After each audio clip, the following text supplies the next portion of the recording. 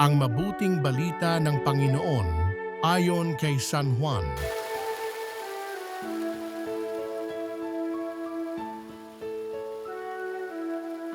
Ang mula sa itaas ay dakila sa lahat. Ang mula sa lupa ay tagalupa at nagsasalita tungkol sa mga bagay sa lupa. Ang mula sa langit ay dakila sa lahat. Pinatototohanan niya ang kanyang nakita at narinig, ngunit walang maniwala sa kanyang patotoo.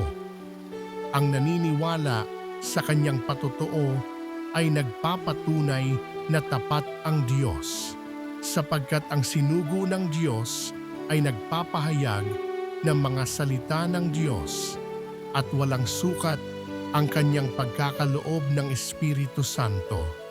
Minamahal ng Ama ang Anak at ibinigay sa Kanya ang kapamahalaan ng lahat ng bagay.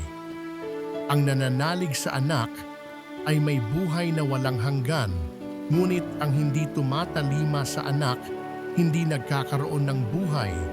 Mananatili sa Kanya ang poot ng Diyos. Ang mabuting balita ng Panginoon